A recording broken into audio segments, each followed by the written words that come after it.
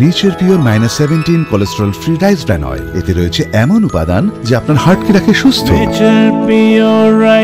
আপনার হৃদয় সত্যিকারের বন্ধু।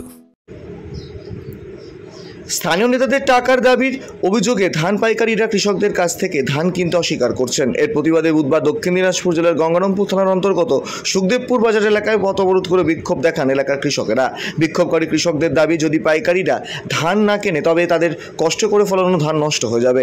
পরিস্থিতি নিয়ে চরম অসন্তোষ দেখা দিয়েছে কৃষকদের মধ্যে। তাদের অভিযোগ, এলাকার কিছু রাজনৈতিক নেতা পাইকারীদের কাছ থেকে মোটা অঙ্কের টাকা দাবি করছেন, যার ফলে পাইকারীরা কৃষকদের থেকে ধান কিনতে চাইছেন না।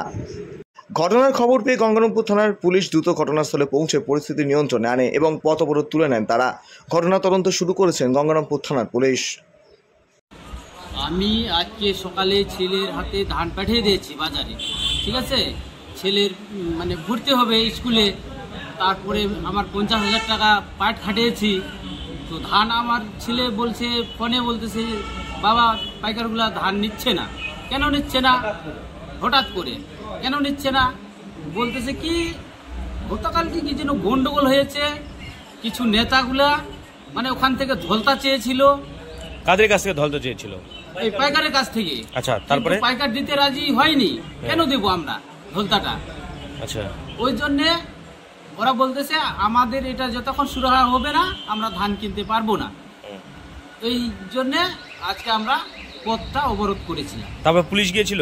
পুলিশ গিয়েছিল, অবরোধটা তুলে নিয়েছে। আর পুলিশ কি আশ্বাস দিল? পুলিশ আশ্বাস দিল, আমাদের থানায় আসো, তোদের সুরাহা করে দেব। ঠিক আছে। নাম আপনার? নীলকমল মুর্মু। ধান কি কি কি জন্য বলুন?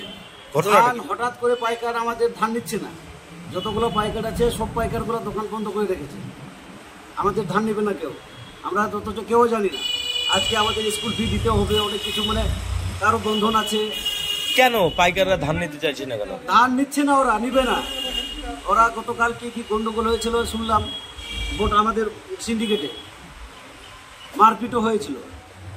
আমাদের মাফিয়া কে কে আছে জানি না, নাম বলতে পারবো না যদিও সঠিক। এক বড় গাড়ি নিয়ে আসছিল 16 চাকার লরি, ওটাতে লোড করার সময় ওটা হচ্ছে তোমার 7টা না 7:30 8টার দিকে। হ্যাঁ, তারপর বলেন না, বলেন। 8টার দিকেও হবে।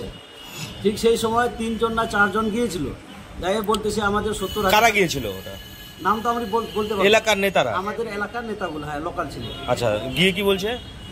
ওরা যাই বলছে যে আমাদের 70,000 টাকা দিতে হবে। আচ্ছা, এবার পাইকার তো দিতে পারবে না, বলছে আমি কোথা থেকে পাবো অত টাকা, কি করে আর কেন বা দিব? আমি তো পাইকার, আমি ধান দিচ্ছি। এবার ধান নিয়ে লোড করতেছে লরিতে, এবার লোড করতে দিবে না। এই সময় কিছু মাফিয়ারা যায় মারপিট করে আর কি, ওদের কাজের লোক, লেবার, যারা পাইকার নিতে এসেছিল তাদের লেবারকে। হ্যাঁ, তাদের লেবার। তারপরে তো আজকে সকালে আসে, আমরা ধান বিক্রি করব। আজকে সকালের কথা, ধান আজকে নেবে না, সবাই বন্ধ করে দিয়েছে। এবার তাহলে আমাদের তো টাকার তো পয়সার দরকার আছে, অনেক কয়েকজন পাবে টাকা, এবার দিতে পারছি না, হট করে বন্ধ করলো। যারা গন্ডগোল করলো তারা কি কোনো দলের সঙ্গে যুক্ত তো হয়তো আছে নিশ্চয়, যদিও আমাদের নাম বলেনি, হয়তো নাম বলিনি, যদিও কে কে কারা কারা আসছিল।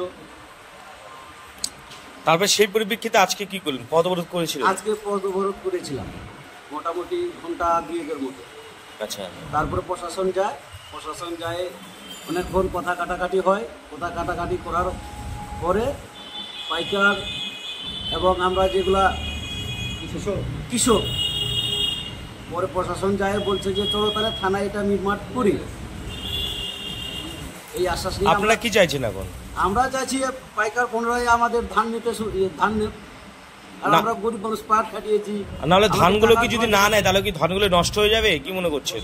অবশ্যই নষ্ট হবে, আমাদের অনেক কিছু দেওয়ার আছে, সার দোকানে টাকা পাবে, এবার কারো বন্ধন আছে, স্কুল ফি আছে, এগুলো দিতে হবে। আপনার নাম?